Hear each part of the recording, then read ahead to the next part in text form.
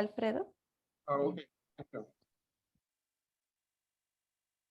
Sorry, Alejandra, can you, the recording acted up there. So can you, yeah, go ahead.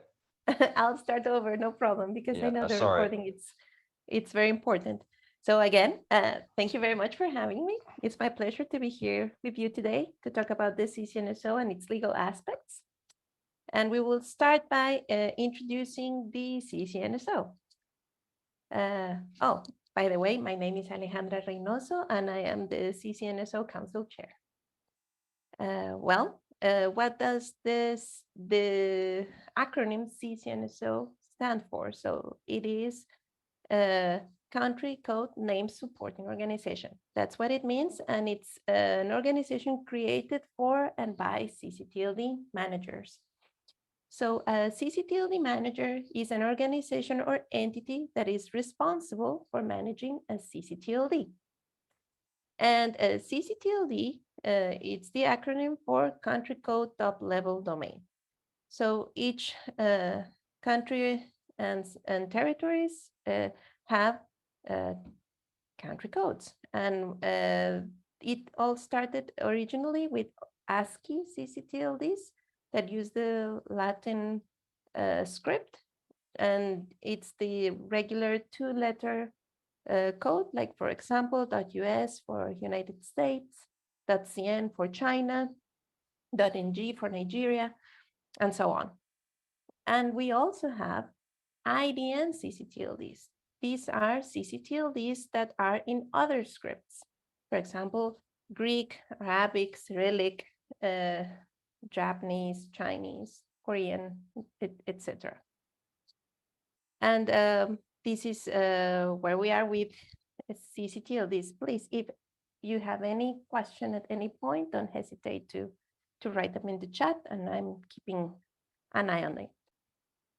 Okay, but why are CCTLDs important? Well, according to VeriSign's domain name industry brief, 38% of domain names come from CCTLDs, and 6 of the top 10 largest TLDs are CCTLDs.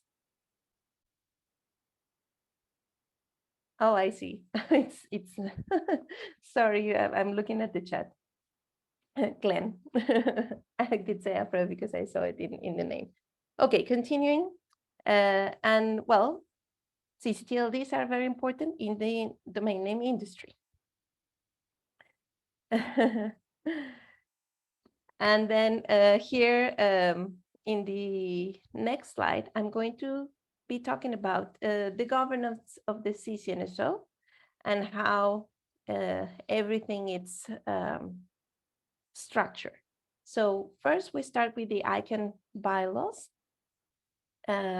where in Article 10, the CCNSO is defined. Then we have 3 annexes. It's Annex B, C, and D, where the CCNSO policy development process is defined, as well as the scope of the CCNSO and also the empowered community mechanism. These are like the general descriptions of the CCNSO, but then we have internal documents that help us shape how we do we run our business inside the CCNSO. So we have the rules for the CCNSO membership, and then we have the operating procedures that are also known as guidelines. And these 3 sets of documents are what define the governance of the CCNSO, and they are in order of precedence. So if there's any conflict, first come the ICANN bylaws, then the rules, and then the guidelines. And this is also the order of how easy or not they are to modify. For example, changing an ICANN bylaw is not as easy as changing the rules, which are not as easy to change as the guidelines. So the guidelines are the ones that are really easy to change. The rules required the members to vote for any amendment. And then changing the ICANN bylaws requires even a bigger process, but it's not impossible because we have done it already. So that's how these things work. So moving on with the ICANN bylaws. So let's talk about Article 10, that it describes everything that is on the CCNSO. Okay. So in the first section, it's the description. So what does the CCNSO do? So it is described, the CCNSO, as a policy development body. But more than developing policy, what the CCNSO is a forum for CCTLD managers to meet and discuss on global issues. Yes, we do develop some global policies, but we seek consensus in our discussions, and we try to encourage technical cooperation among all CCTLDs. From the description of the CCNSO, there's also the coordination with other supporting organizations. And here is where I want to show you how does the CCNSO fit in the ICANN structure. So there are other ASOs and ACs. Those are advisory committees and supporting organizations. And here you can see the ICANN board of directors, where each of these has either a representative or a liaison. And the CCNSO is responsible for nominating individuals to fit seats 11 and 12. And here we have Katrina Sataki from .lv and Patricio Poblete from .cl, who are the current CCNSO board members. Katrina is from Latvia, just looking at the chat. And yes, Patricio is from Chile. Okay, moving along on the next section of the bylaws, it's the organization. So the CCNSO consists of two sets. One is the CCNSO members and the other is the CCNSO council. So the CCNSO members are CCTLD managers that have agreed in writing to be so, to be members. And the CCNSO Council is the set of people who administers and coordinates the affairs of the CCNSO. And in the next section, we will talk about the Council. So the Council is a group of people of 18 councillors. 15 of them are elected by the CCNSO members, and there are 3 councillors per region, per ICANN region. So 3 from Africa, 3 from Asia Pacific, 3 from North America, 3 from Europe, and 3 from Latin America and the Caribbean. And the other 3 are appointed by the nominating committee.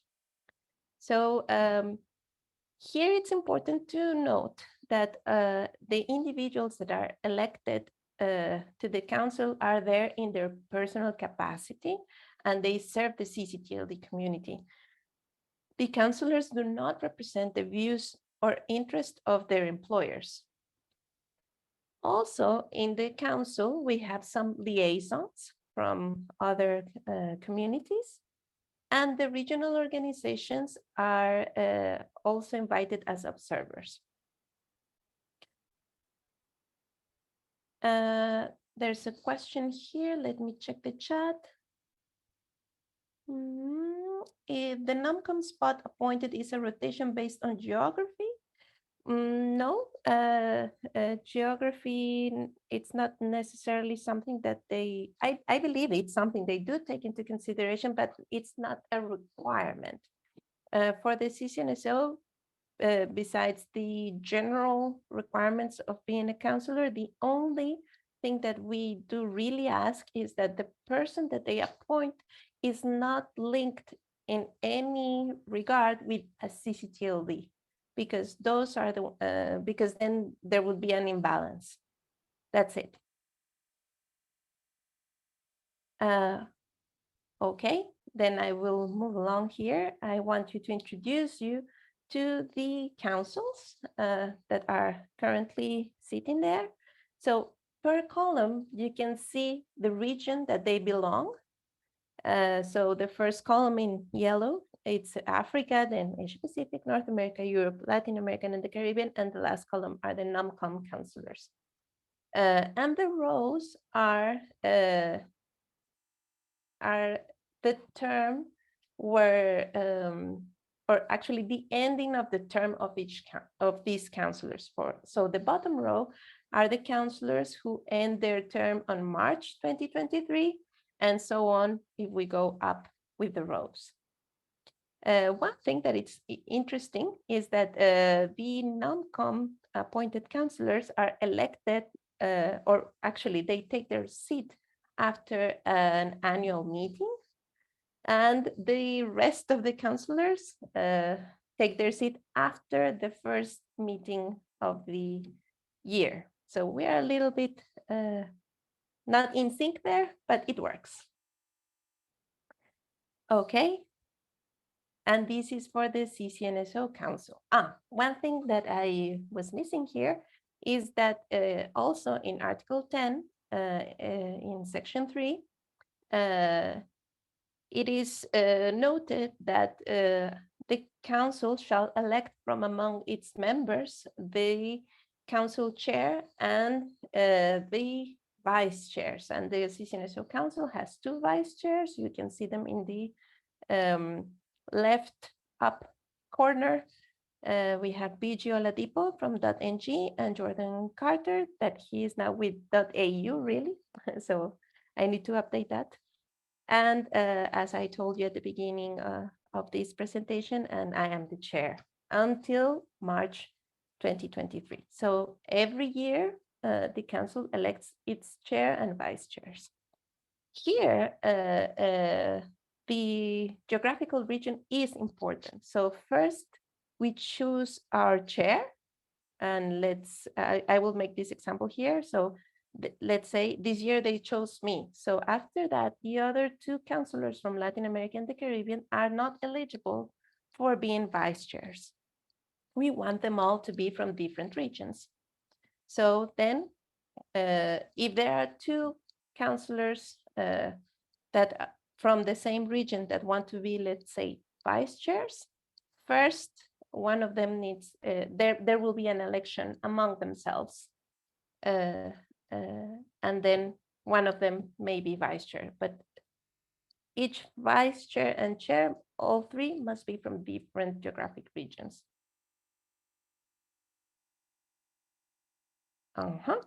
So moving along, the next section of the ICANN bylaws is the membership. So as I've told you, the membership consists of CCTLDs who have requested to become members in writing. For this, we use a web form in our website, and it is reviewed and then approved the membership by the council. Right now, the CCNSO has 173 members, and you can see how they are spread out. In North America, we have 6, in Latin America and the Caribbean, 28, Africa, 39, Asia Pacific, 53, and Europe, 47.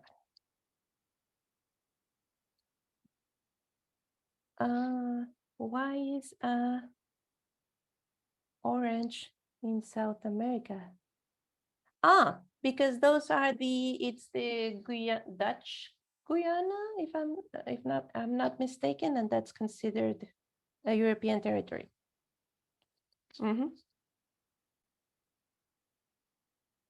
Okay, moving along, as I told you, we have done a bylaw change recently, and this bylaw change, what it allow us to do is to open up the membership to IDN CCTLDs. This was not something that we could do before, but fortunately now we can. But with this, we came to a discussion regarding voting, because before having IDNs, it was very simple. Each member had one vote and that's it. But now with IDNs, there can be more than one country code top level domain within a country or territory. So for example, in India, there are several CCTLDs, and if each of them got a vote, that would mean that India had quite a lot more than one vote. So it didn't seem fair. So we had a discussion, a long discussion on how this should be handled. And it was agreed that there should be one vote per country or territory. So we defined a new role that are the emissaries. So there will be a person that will be named an emissary for a country or territory that has more than one CCTLD. And when there is a vote, they all will get together, they will discuss what they want to vote, and then the emissary will cast the vote for this country or territory, remaining one vote per country or territory. And that's it. So let's move on. What are the advantages of being members of the CCNSO? Well, first of all, is that the members are the only ones that are allowed to select the CCNSO counselors and the members of the ICANN board. They are also the only ones who can vote on the global policies that are within the scope of the CCNSO. And here, yes, they can make their voices heard in the ICANN community and they can share experiences and information, but this is not really exclusive for members, because for our sessions in the CCNSO, we always welcome all CCTLDs, whether they are members or not of the CCNSO. We, well, have an open discussion without making such a distinction. Only when voting and deciding things, that's when that is important. And I'll make a quick pause here because I might be speaking a little bit fast. And you just let me know if there are any questions so far before I move on.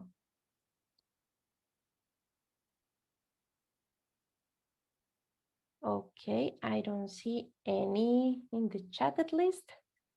And Glenn, you let me know if there are any hands raised, right?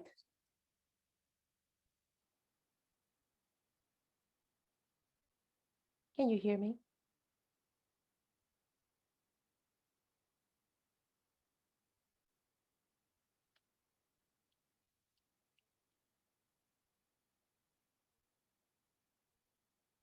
Did I lose you?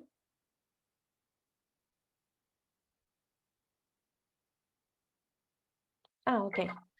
Yeah, I'm sorry, everybody's very quiet this morning. I'm half asleep still, being 7 in the morning. I apologize. Just on this, do you have a rule if, in terms of, I was looking at the, it looks very similar to like a representation similar to a United Nations, one vote, one country. How do you deal with the issue based on quantities of people who've purchased, or countries like, for example, Germany has, because of their pricing model, has so many CCNTLDs. Is there any recognition of in terms of the success of and I was saying in the chat earlier that .us is not that popular. So is there any provision for representation based on numbers of CCs? Well, thank you very much for your question, Glenn. And no, all CCTLDs are equal, regardless of how many domain names they have registered in their respective registries. And the only time that there is such a distinction is on the voluntary fee that CCTLDs are encouraged to provide to ICANN. So there is a level of amount of money that it's suggested as as a voluntary contribution, but still it's not even enforced. CCTLDs can either not give anything or give a different amount, either above or below this suggestion. So that's the only time where this is something that we take into consideration. Otherwise, all CCTLDs are equal. And in terms of the leadership, the chair or the vice chair, do you have a policy for rotation based on geographical location, or is it a democratic process for voting within your group? It is a democratic process in the sense that the election happened as a democratic thing. The rotation itself is not defined anywhere, but I guess with some time it would be nice to change sometimes the leadership, but it's not required or in any point. The only thing is what I told you, that the 3 people that are in the leadership must be from different geographic regions. Thank you. You're welcome. Okay, so moving on. Now we are in section 10.6, and this is the CCNSO policy development process and scope.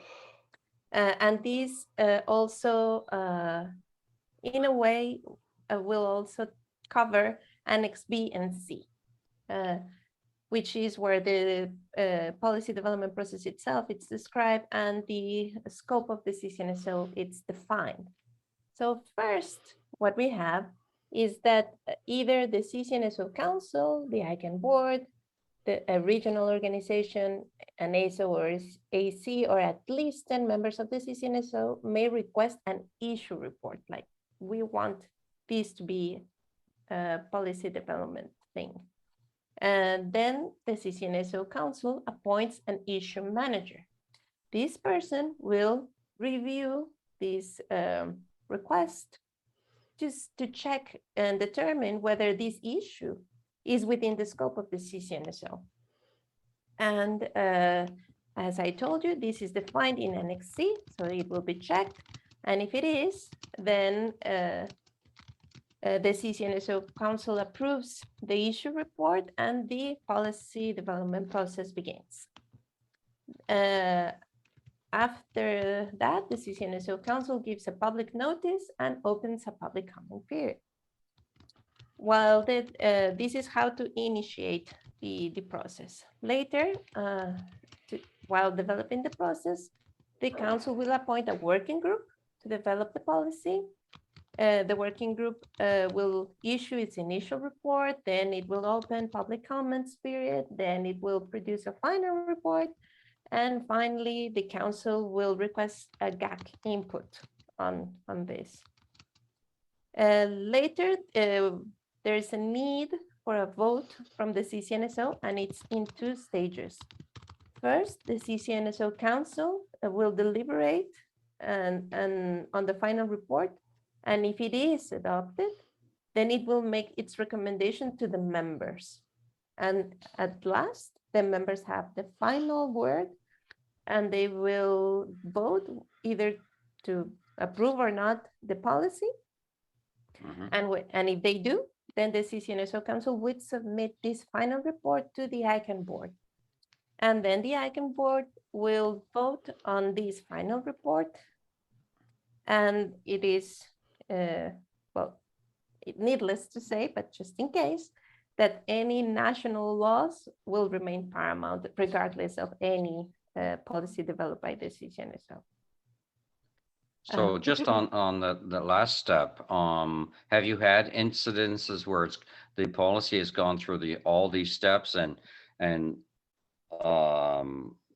certain countries have said no chance, we're just going to reject that? Has that been examples of that in the past? Well, yes, we have had the voting come up with not everyone agreeing on it. But then we do have a rule on how much of the votes we need to be in approval to consider it approved. So it doesn't have to be all of the votes need to be on agreement for a policy to be approved. So that's one thing. And also, these policies are binding to CCNSO members. If you're not member, well, then the policy does not apply, but it is quite difficult for a policy not to apply because of the scope of the CCNSO. And I will talk on that in the next slide. I do notice that Bill made a response here, and he believes, he says, Glenn, not really any choice there, not unlike the impact of GDPR and ICANN's who is function. That's and he cites that it's strictly EU law, but I think other countries have mimicked or done something similar throughout. Has this issue been a hot issue for the CCNSO, the GDPR issue? Well, definitely yes, but I think we are talking about different things. The CCNSO has done very few policies. In fact, we are on our number 4 right now. So it's not like we do as much policies like the GNSO, for example. And the scope of those it's super small. So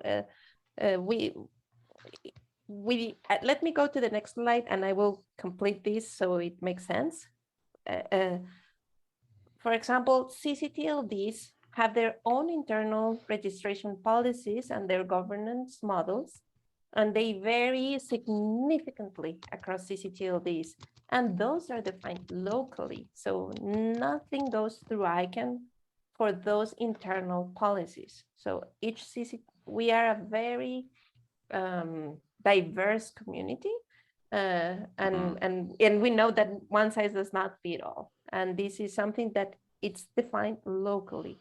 Now, if we look into the other column, the policies that the CCNSO develops are very limited, and they relate to issues such as delegation of CCTLDs, transfer, revocation, and retirement of CCTLDs. It's more on the high level of the root zone management, and this is more to give our suggestion on how things should be handled for CCTLDs. Another thing that it's in the scope of the CCNSO, it's the introduction of IDN CCTLDs, for example. And I hope this helps. So the GDPR has been discussed in the CCNSO as a forum of exchange of information on how CCTLDs have dealt with it internally, but it's nothing that the CCNSO can tell CCTLDs how to handle, if you know what I mean. And I see Andre has his hand up.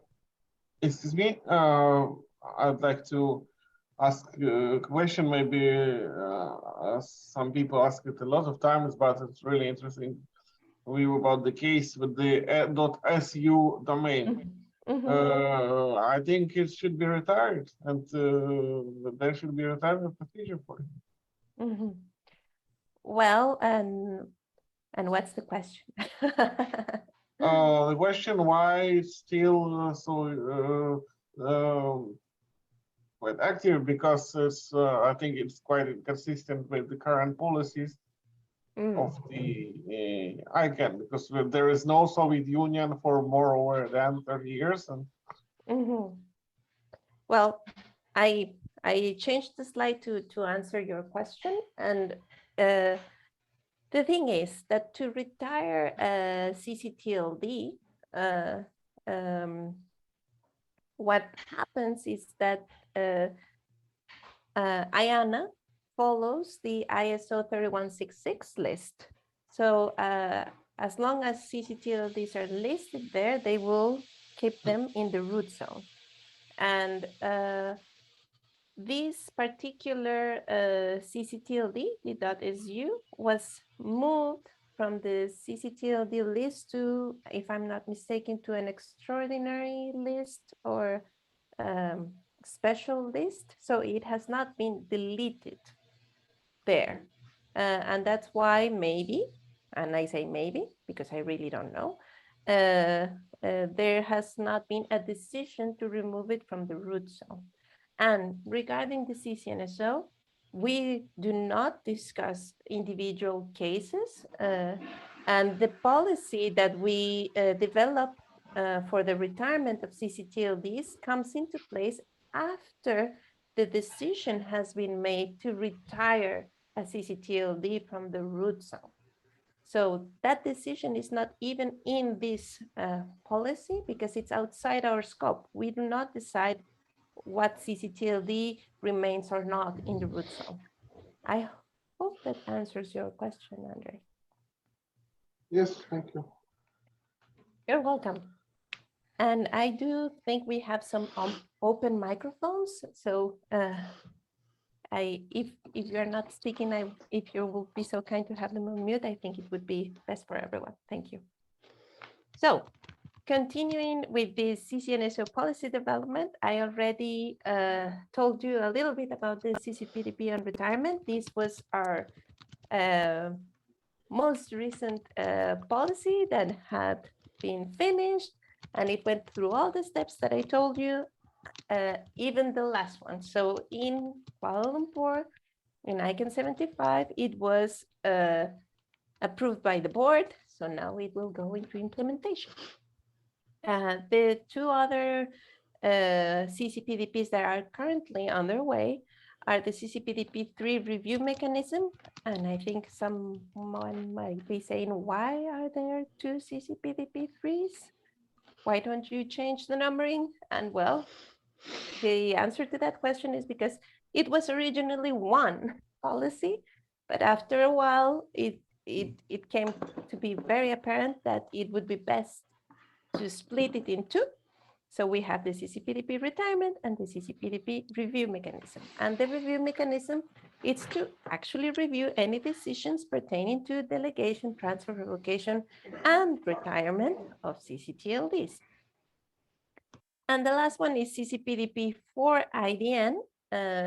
It's to define the criteria, process, and procedures for either select or deselect internationalized domain name, country code top level domain strings. So right now, what it is in place, it's what it's called ICANN's IDN CCTLD fast track process. And this, but that is not policy per se, though the CCNSO did a good job in having that in place. Now this one will replace this policy, will actually replace this fast track process. So let me see, I think there's a question in the chat. When CCTLD was allowing international domain names, did you use the character repertoire that ICANN's IDN project came up with, or did CCTLD group came up with their own? Do you mean this bill for the fast track process for the CCPDP4 or within CCTLDs? You mentioned that you had expanded the CCTLD options to include international domain names so that each country could use their languages to come up with a CCTLD. And I just wondered, did you come up somehow with your own list of what characters would be allowed, or did you take from what the ICANN IDN project came up with as characters that could be allowed? Does that help? Yes, a little bit, but I'm going to answer it in two ways, just to be clear. Thank you, Bill. Within a CCTLD, it's as I told you, CCTLDs made their own policies. So they will choose which characters they wish to accept or not in IDNs for their own market, right? But for IDN CCTLDs, the ones that go into the root zone, there is a set of characters that it's defined in the fast track process. So that it's a global one. Does that help? Yes, I think so. Basically, each country came up with their own character set that they were willing to use. Is that what you're saying? Yes, internally, as in from their CCTLD downwards the hierarchy. Okay, thank you. You're welcome. I think Andre had something earlier. He had his hand up. Oh, I'm not really? sure. Andre, can you go ahead? We already answered. Just asked the question about the .su domain. It's just already answered. Thank you very much. About the possible retirement.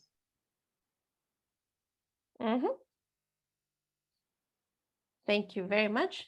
And then moving along with the sections, then we have staff support and funding for the CCNSO. And this is our lovely secretariat that helps us with everything that we do in the CCNSO. This is our support provided by ICANN. And I want to know, if you have been paying attention, if we have missed any section from Article 10. Have we?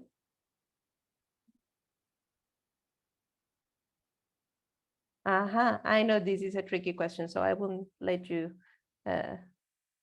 hanging on too much. We did. I skipped one intentionally. So these are all these sections from Article 10. And I skipped the regional organizations because this is a section that allows the CCNSO Council to designate a regional organization for each ICANN geographic region if we want to do that. But currently, there are regional organizations that should not be confused because these are independent. These are not something that comes neither from ICANN or from the CCNSO. These are independent entities that they are the ones who deal with the regional CCTLDs. So I just wanted to make that clarification. And finally, to end with the ICANN bylaws, we have the empowered community mechanisms that these 9 powers are to be shared with the ASO, the CCNSO, the GNSO, the ALAC, and the GAC. So those are the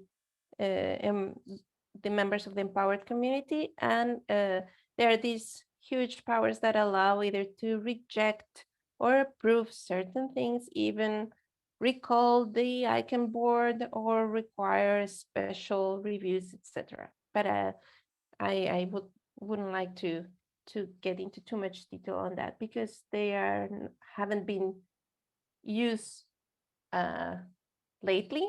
Only every time there is a budget, for example, it's time to start the rejection action, and so far there has not been one. And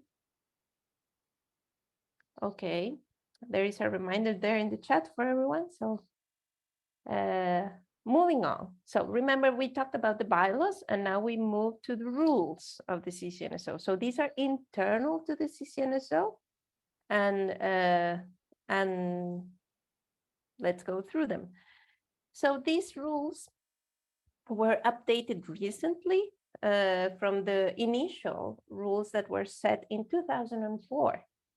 So when those rules were defined, they followed these 8 principles, and now we wanted to include them in the updated rules and to follow them up because it was considered that these principles still apply, as in the CCNSO, it's a bottom-up organization, it is open and transparent, it will operate in a non-discriminatory basis, it will have minimum periods to notice for meetings and votes. There should be a quorum for a vote to be valid. Here, one member, one vote, unless specifically provided otherwise, and we did that. And the CCNSO should be able to make decisions and allow non-members to participate. So these are the basic principles, but it's still not part of the rules, but something that we didn't want to lose with time. And the rules, what this document, it's about, it's the relationship between members of the CCNSO and CCNSO Council. So how do they interact? How, who can do what and how? So there is a section where there are members only decisions, and these are other decisions than those explicitly provided in the ICANN bylaws. For example, the members vote to change the rule is only a member's decision. There are veto votes for council resolutions, and the elections for ICANN board seats 11 and 12 are only for members. The council should only facilitate where needed. And there are, of course, council only decisions, and these are decisions that are different from those explicitly provided in the ICANN bylaws and that are not subject to the veto vote. And these are really administrative matters. And the idea to include such a council-only decision is to make the processes a bit more efficient. So, for example, any administrative resolutions or decisions like appointments of members, council meeting schedules, agendas, minutes, voting and processing of membership applications, all these things that are very administrative are council-only decisions. And the CCNSO Council resolution and or decision to adopt a change to the rules. So first, the council needs to decide this, as we do with the policy development process, and then the final say is within the membership. And the rest of it is that any other council decision are subject to the members' veto mechanism. So if there is any decision that the members think that it should not move forward, there is a mechanism for it to be vetoed. If you're wondering, as for the record, there has not been any veto mechanism process since the start of the CCNSO. So I think the council through time has been doing a good job. Okay, one other thing that was updated, it's the quorum rule for electronic vote by the members. And it was defined that voting will be only electronic from now on. And well, the quorum is the minimum number of votes that should be cast for a vote to be valid, whether they are in favor or against, it doesn't matter. We need a certain amount of votes. And afterwards, and this quorum, should be 33% of the total membership of the CCNSO, plus at least 3 members per ICANN region. So right now, the numbers would look like this. Since we have 173 members, we will require 58 members' votes for a vote to be valid. Later, it depends on the voting and the process. We will see from those votes received how many are in favor and how many are not, to check whether something is approved or not. Another thing that is in the rules, it's a review of the rules and when the frequency and the methodology for these reviews. And basically, it's that every 5 years, after adoption of an amended version, it should be reviewed whether a review is needed. And this is because, as I told you, since 2004 until this year, yes, if I'm not mistaken, yes, it was this year, we updated the rules. So it was a long time that nobody checked whether the rules were still updated or not. And yes, they needed some updating. And they're all, even if every 5 years we will check if we need a review. A review can also be done at the request of the council, the chair of the CCNSO, or 10 members from different territories, and having 3 ICANN region represented. And then it says who shall do it and how and everything.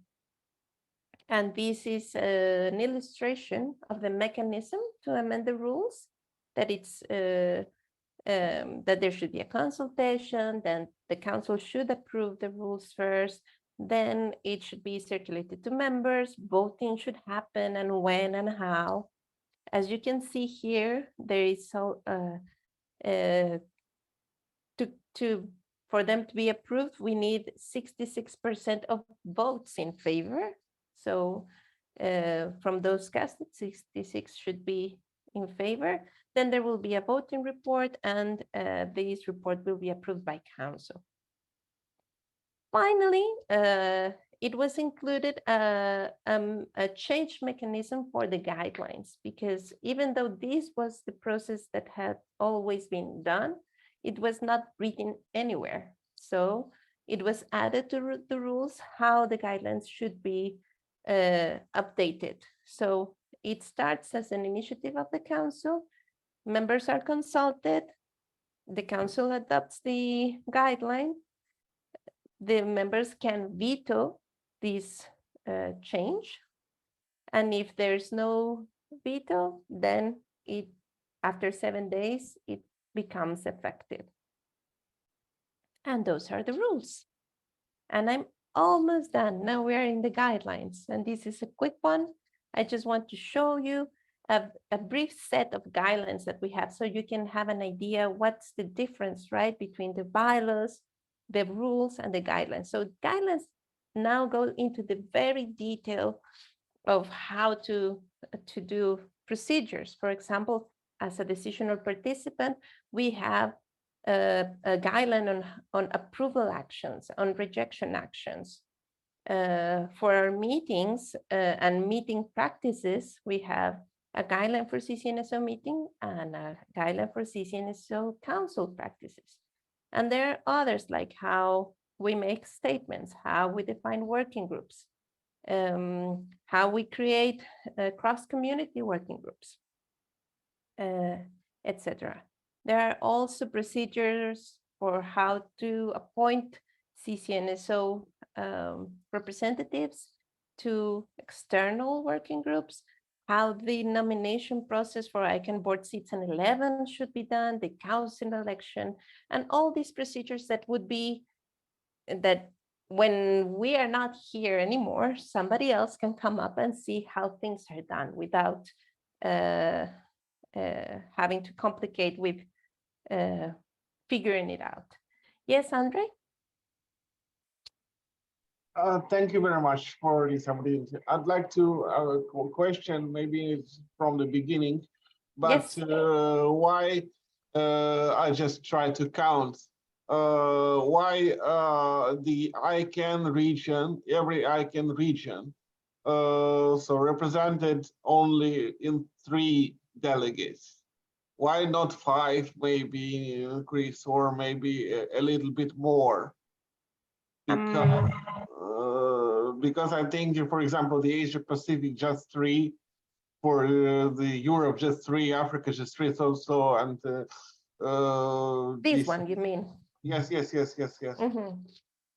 Well, maybe it's the possible for those who will be a little bit increased, but equally to each other. Thank you. Well, that's a very interesting question, Andre. I must admit that I was not there when this was defined. So this has been like this since the beginning of the CCNSO. This comes in the bylaws. The bylaws define how the council is to be comprised. And yes, not all regions have the same amount of countries and territories. I agree with you. But to make it different, I'm not sure if it would work because these again are representatives of regions. So their job is to be this channel of communication between the region and the global world. So it's the representation, it's not necessary in numbers as long as these people who were elected by their region are communicating back and forth the needs of the region and or their message, and they convey back all the discussions that are being done at the global level. Also, actually, I'm sorry. Is there any assembly that comprises representatives of the all the CCTLDs? Well, this is it. So is there several meetings of this kind of assembly, and or maybe it's conducted on the ICANN meetings? Yes, where representatives of all regions are present. Yes, in every ICANN meeting, we Also, have all the, domain names, sorry, all domain names. Sorry. yes, yes, yes. In every ICANN meeting, we have a CCNSO members meeting, and all members and non-members, as in all CCTLDs, are invited to attend, and all sessions are open. And yes, they can make their voice heard in every single one of them. There is no way that they can say, I was not allowed to speak, let's put it like that.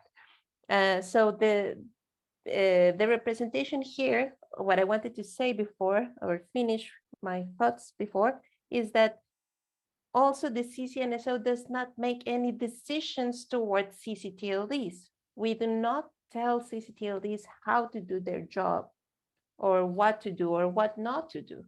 So I think that helps as well. So here we are just coordinated the affairs of the CCNSO and trying to make this platform of sharing knowledge work. Does that help? Yes, thank you very much. You're welcome, Andre.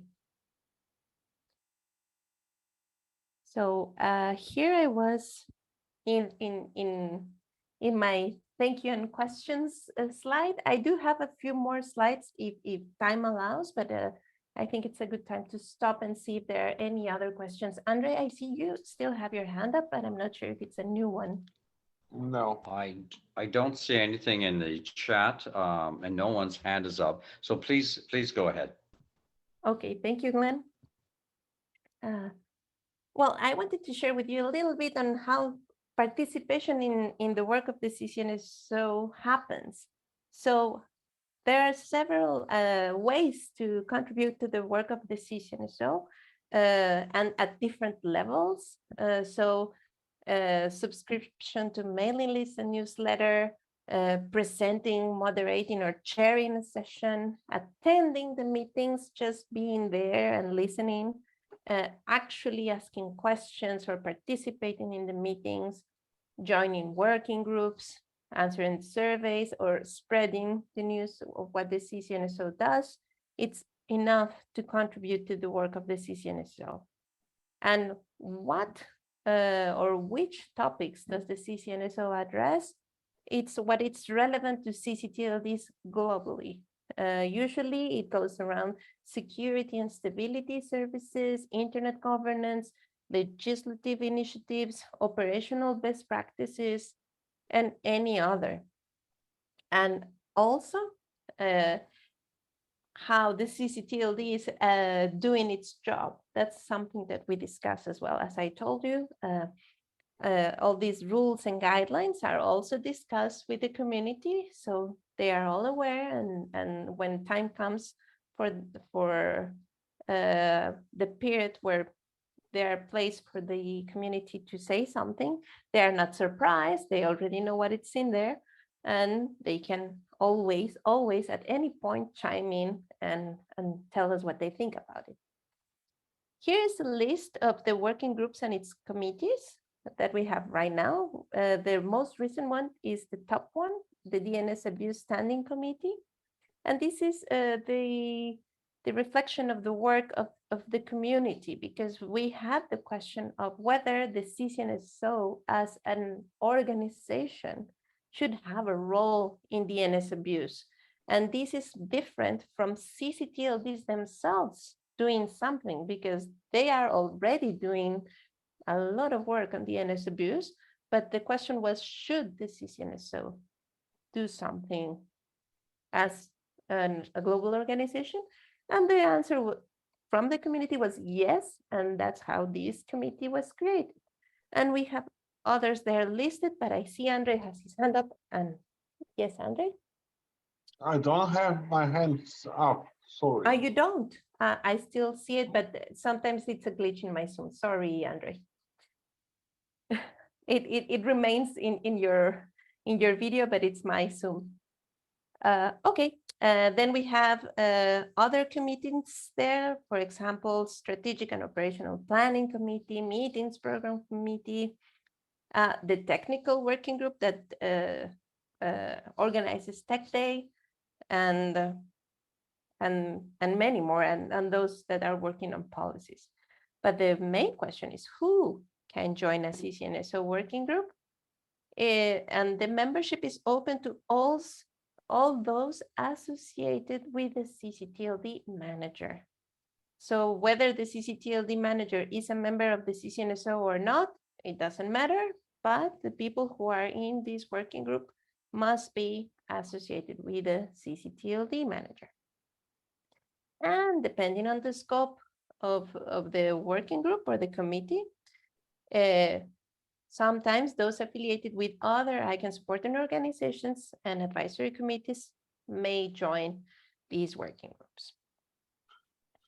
And finally, if you want to keep up to date with the CCNSO, here are our channels of communications. The newsletter is something that you can subscribe. So this presentation has been shared already, so all the links remain.